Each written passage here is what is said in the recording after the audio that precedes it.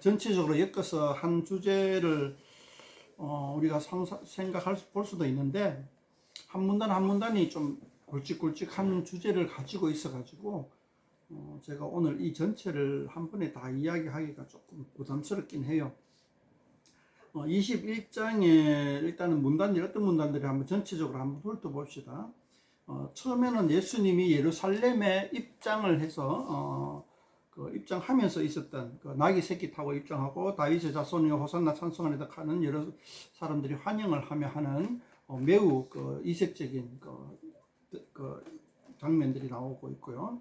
두 번째는 또 성전 안에 들어가서 가지고 성전 청결 사건이라고 하기도 하는데, 장사하는 사람들의 상을 엎어버리며 기도하는 집을 강도의 소굴로 만들었다, 이렇게 하는 이야기들이 두 번째 문단 나오고, 세 번째는 또 무화과 나무가 마르는 그런 것을 보여주고, 그 다음에 또 23절부터는 예수님의 그 사인을 또 요구하죠.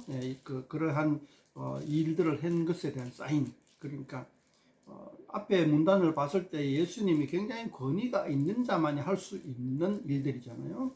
그랬을 때에 그 권위를 갖다가 어디서 왔느냐 이렇게 얘기하는 이야기가 32절까지 나옵니다. 33절에 또 포도원에서 그 농부들이 포도원 아들을 죽이는 이야기, 그런 이야기들로 되어 있고, 이렇게 한 5문단 정도로 되어 있는데, 언뜻 보면 이제 하나하나가 이제 따로 떨어진 듯한 그런 느낌을 드는데, 완전히 서로 따로 떨어진 건 아니죠. 우리가 어렴풋이 상상할 수 있듯이 예수님이 그 예루살렘에 입성을 해서 뭐랄까 이 전복이라 하는 개념이 떠오를 겁니다. 그러니까 요즘 우리가 세상도 흉흉하지만은 나쁜 말로 말하면 쿠데타, 그리고 좋은 말로 하면 혁명, 이런 그 단어들이 떠오를 만한 그런 장이 되겠습니다. 21장 전체를 보면은 그러면 이제 한번 우리가 제가 최선을 다해서 이 문단들을 하나하나 한번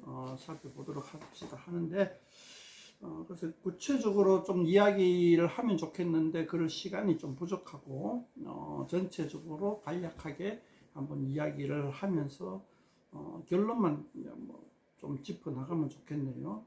중간중간 과정들을 이야기하면 굉장히 재미도 있고 한데 시간이 허락하지 않네요. 처음에 이제 첫 번째 문단 1절부터 어딥니까? 11절 정도까지 보면은 예수님이 예루살렘에 입성하는 거. 지금까지 20장까지는 예루살렘에 입성하기까지의 과정들을 쭉 우리가 살펴보았는데, 그 과정들 속에서 제일 큰 묵직한 것이 그 큰 자 논쟁, 작은 자를 섬기는 자가 큰 자이다 하잖아요. 자, 그리고 이 큰 자 논쟁에서 예수님이 큰 자이다 하는 결론을 한번 봤습니다. 예수님이 하나님 나라의 큰 자로서 존재하고 하나님 나라의 중심을 딱 잡아주는 그런 분이시다라는 것을 한번 살펴본 다음에 21장부터 시작하죠. 자, 21장에서는 이제 예루살렘에 이제 예수님이 들어가서 저 끝에까지 예수님이 십자가 못 박히시고 부활하기까지의 내용들이 쭉 나오는데, 예루살렘에 입성할 때의 이야기가 좀 우리는 보면은 좀 뭐랄까 신비적인 요소를 만나죠. 1절부터 한 3절, 4절, 5절 정도 살펴보시면은 우리는 좀 이렇게 기적적인 거를 좀 이렇게 많이 그 관심이 가고 각인되잖아요, 머릿속에. 그래서 이제 예수님이 맞은편 마을로 가서 나귀와 나귀 새끼 함께 있는 것을 보니 푸른 네 개를 끌고 오라 하니까,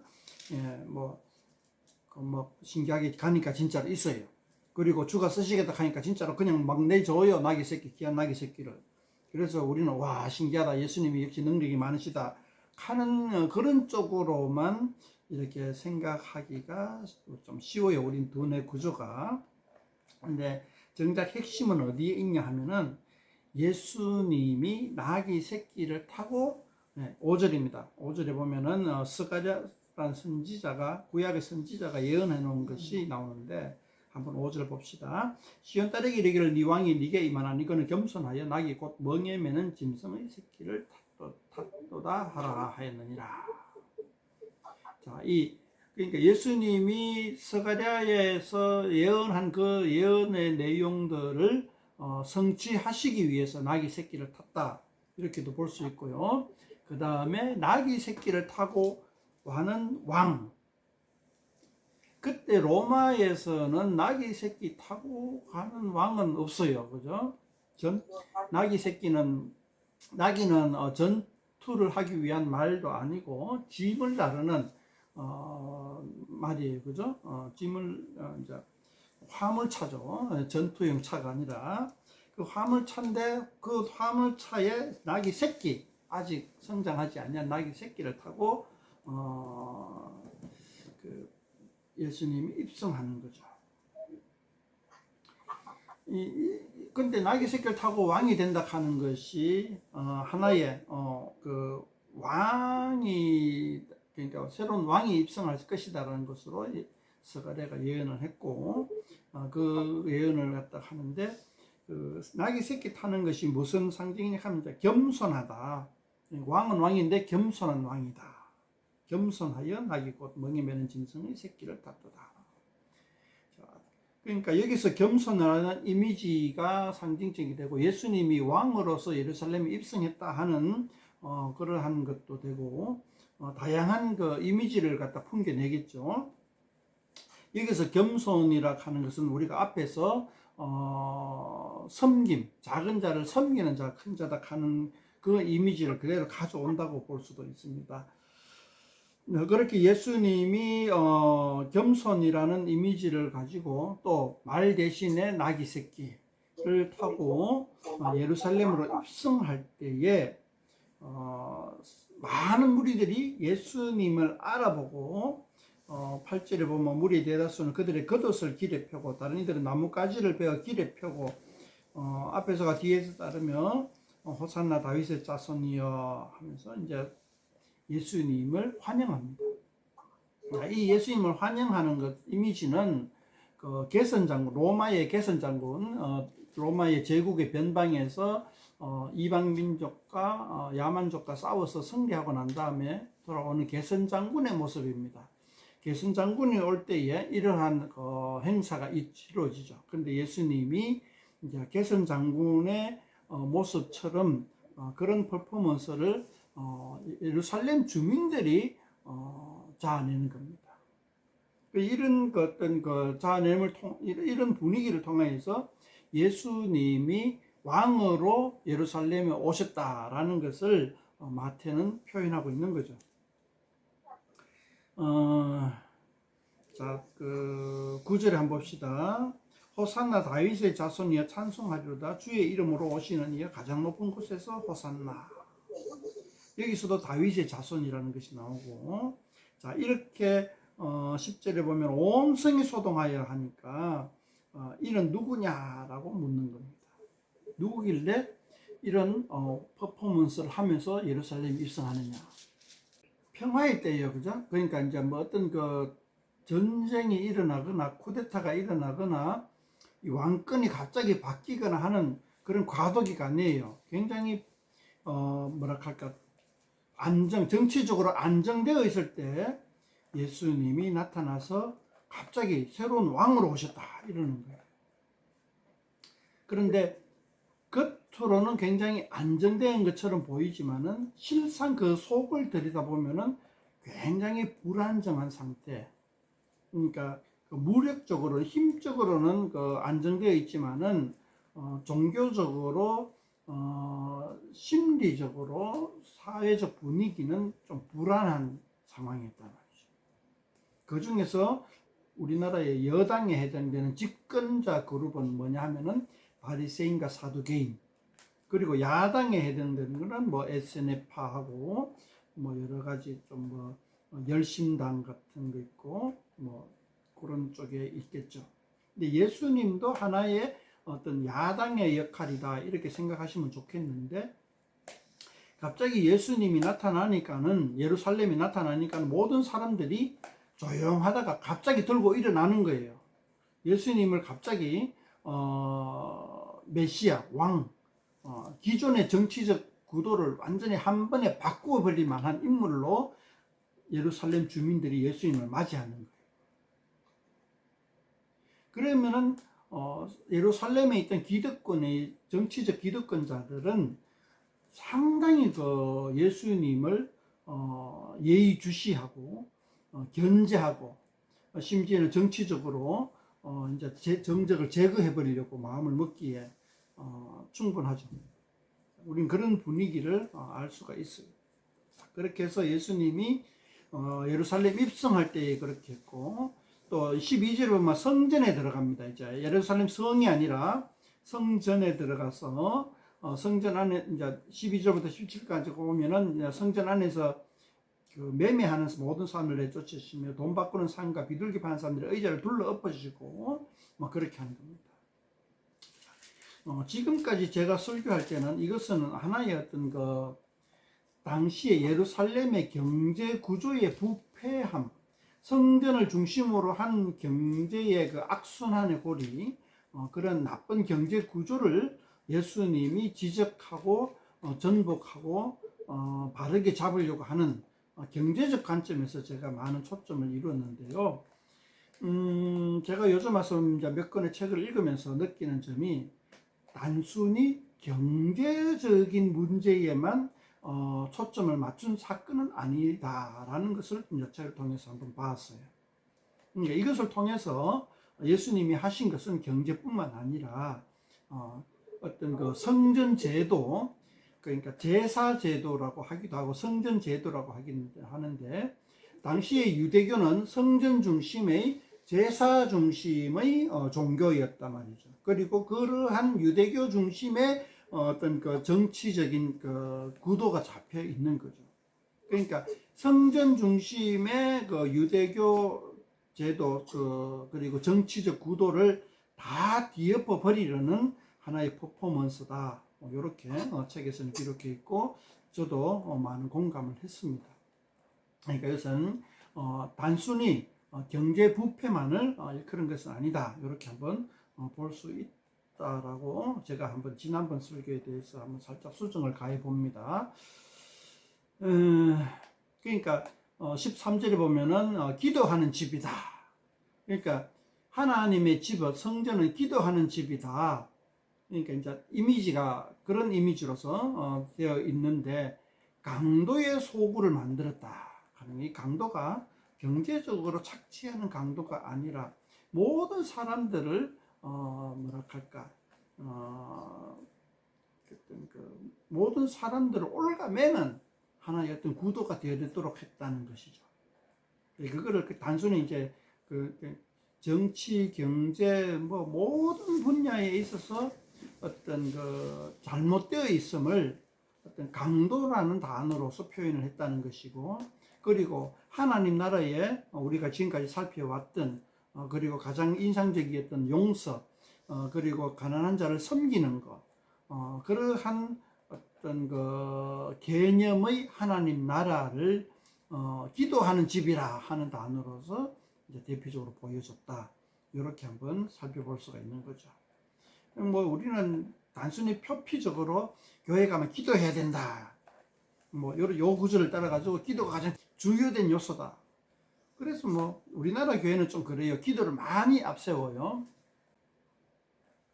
뭐 이야기가 나오는 김에 뭐 이건 적용 문제인데, 교회 가면은 뭐 맨날 그때 새벽 기도, 뭐 금요 기도, 뭐 철야 기도 해가지고 뭐 100일 기도 해가 기도를 굉장히 강조하는 것이 우리나라 교회의 어떤 모습입니다. 근데 이 기도도 중요하지만 기도를 강조한 나머지 하나님 나라의 본질적인 모습들을 잊어버리는 것에 대해서는 우리가 좀 심각하게 생각을 해야 돼요. 그때 당시에 유대교에서는 가장 그 종교적인 활동 중에 중요하게 생각했던 것이 안식일을 지키는 것이고, 예루살렘 성전에서 성전 예배를, 성전 제사를 드리는 것을 종교적인 의식의 가장 그 핵심으로 보았어요. 그런데 우리는 마태복음 전체를 읽어봤을 때 그것이 핵심이 아니다라는 거죠. 이제 현재 우리나라에도 돌아와서 기도하는 게 제가 볼 때는 핵심은 아니다. 기도는 하나님 나라를 이루기 위한 하나의 수단이다. 그러니까 고린도전서의 말씀을 따르면은 어떤 그 기도는 열매가 아니에요. 열매를 만들기 위한 하나의 과정이요, 수단이요, 노력이 된 거죠. 근데 우리는 열매는 상관없고 그냥 기도만 가능하면 잘하는 것이다. 뭐 산상수훈에 보면 나오죠. 예. 중언부언 하지 말고 길게 기도하지 말고 모퉁이 어귀에 가서 금식기도 하지 말고 예. 그런 어떤 그 기도의 잘못된 사례들이 우리는 계속 반복하고 있는 거예요. 너무 말이 길었네요. 예. 그리고 이제 그 15절에 보면 대제사장과 서기관들이 어린이들을 보고 노했다 하는 거, 그런 이야기들이 잠깐 나오죠. 자, 일단 또 18절부터 22절까지 보면은 무화과 나무가 마르는 이야기가 나옵니다. 이 무화과 나무가 마르는 게 열매가 없어 마른다고 하는데, 이 무화과 나무가 상징하는 것이 뭐냐라고 많은 신학자들의 이야기를 하던데, 무화과 나무는 유대교를 상징하는 거죠. 예루살렘 성전 중심의 제사 중심의 유대교 문화 구조, 지배 구조, 정치 사회 구조를 얘기하는 거죠. 그 시대를 얘기하는 거죠. 그래서 예수님이 열매 맺지 못하는 이제 마른다 하는 이것은 이제 예루살렘 성전 중심의 유대교 중심의 예루살렘 정치 사회가 이제 마지막에 왔다, 이런 것을 보여준다는 거죠. 이렇게 봤을 때에 21장 전체는 제가 처음에 말씀드린 대로 쿠데타, 혁명, 뭐 전복, 이런 이미지가 떠오르죠. 이게 이제 무화과 나무로 비유를 해가지고 이야기하는 겁니다.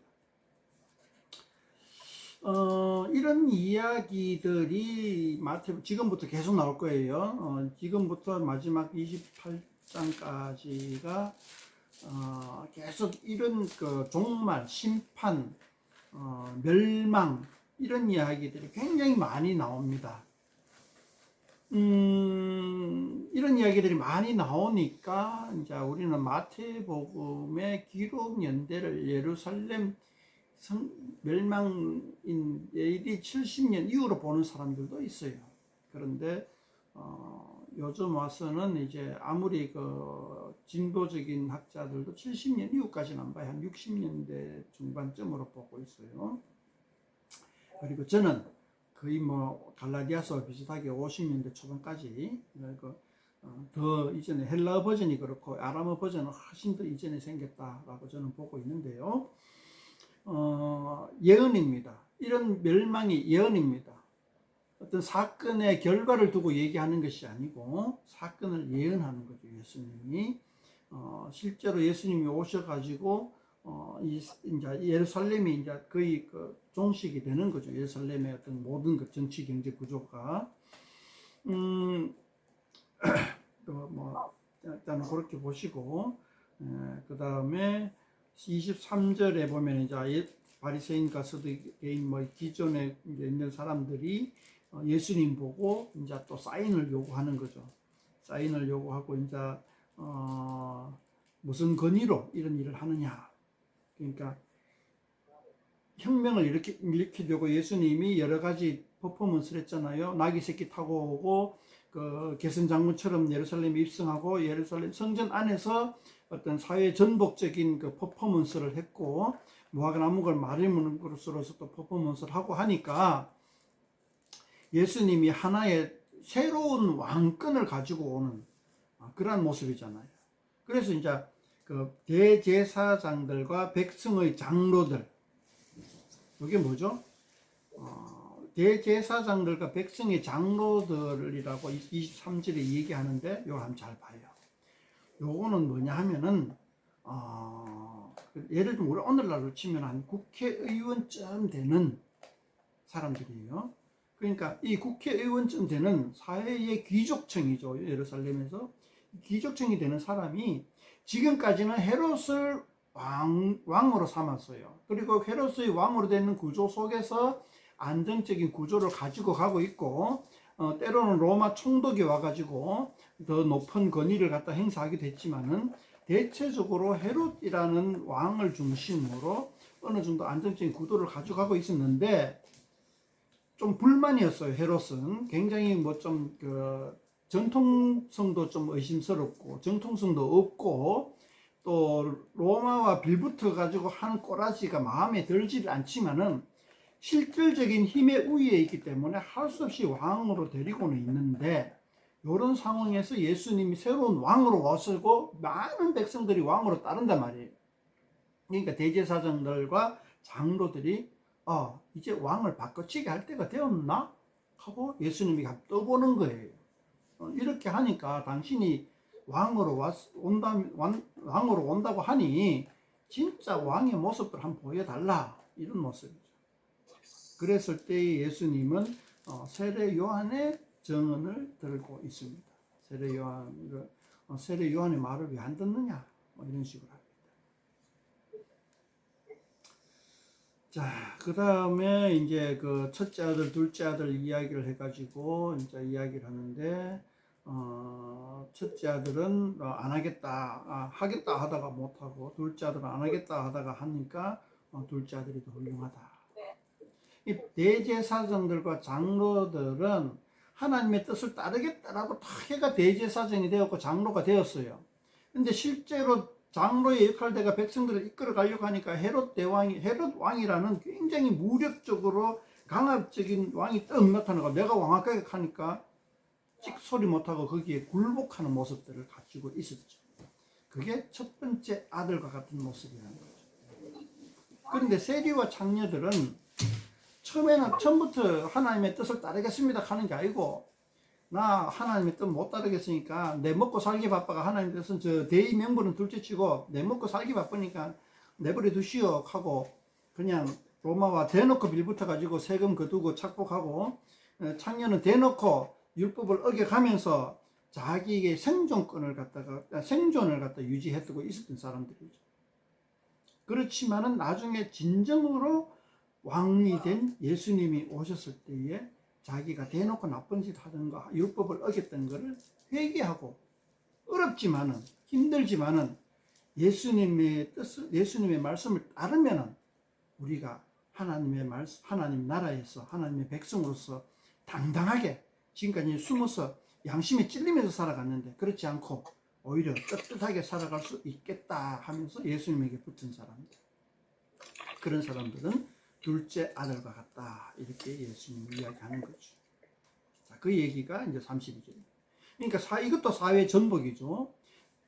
사회에서 인정받고 대접받고 고위직에 있었던 대제사장들과 장로들은 하나님의 나라에서 떨어져 나가버리게 되고, 기존 사회에서 굉장히 그 하류 취급받고 죄인 취급받고 인정받지 못하던 사람들이 오히려 하나님 나라에서 하나님의 백성으로 인정받게 되는, 완전히 사회 전복이 일어나는 거죠.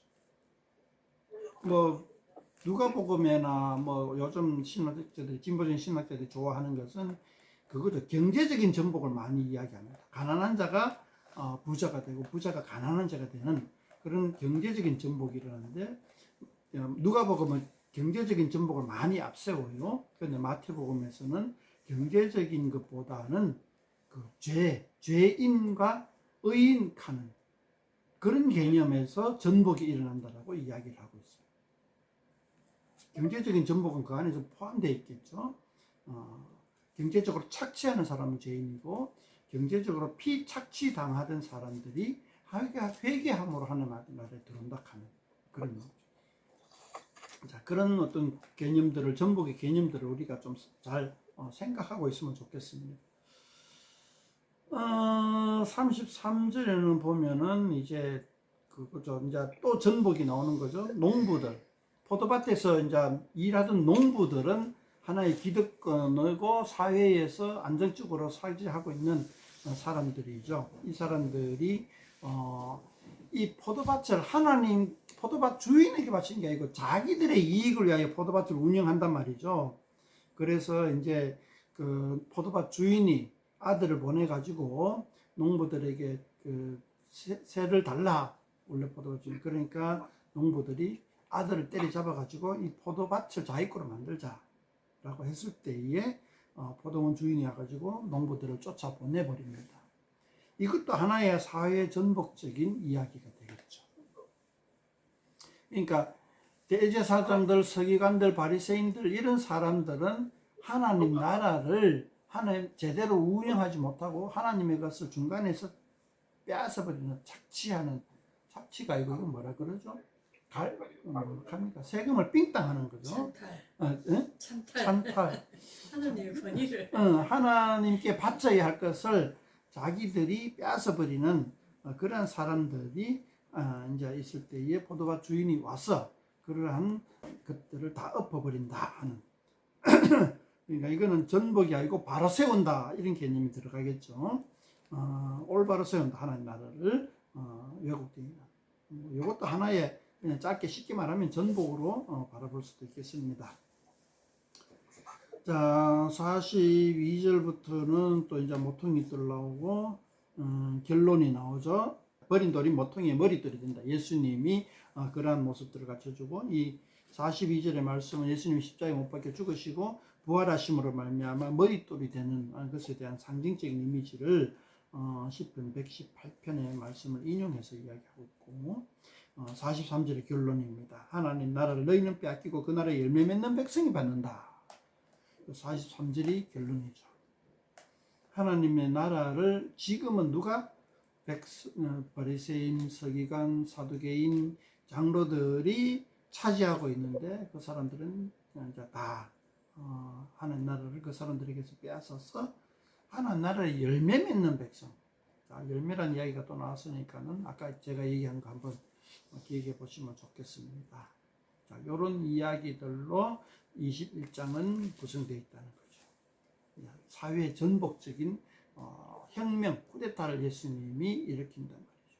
이 쿠데타 하니까 전부 다 우리가 얼마 전에도 뭐 계엄 선포가 됐지만은 무력적으로 하는 거 아니죠, 그죠? 봐서는 무력적으로 하는 것이 아니라 하나님 나라의 그러니까 설전이죠, 설전. 우리나라는 지금 현재 법 가지고 싸웁니다. 법 가지고. 누가 합법적이냐, 불법이냐, 그거 가지고 막 싸우고. 근데 예수님과 바리새인 사두개인과 이 싸움은 뭐죠? 누가 하나님의 나라에 합당한 자냐를 가지고 서로 싸우는 거죠. 물론 뭐 예수님은 싸운다기보다는 일방적으로 그냥 패는 거죠. 바리새인과 사두개인들을. 자, 질문 있으면 질문해 주시고 예습을 좀 많이 해오시면 질문이 많겠는데 예, 이렇게 해주고 계속 머릿속에서 계속 이 말씀들을 묵상하면 좋겠습니다. 제가 뭐 어떤 권면이나 이런 것들은 하지 않겠습니다. 말씀 자체에서 권면을 받으시기 바랍니다.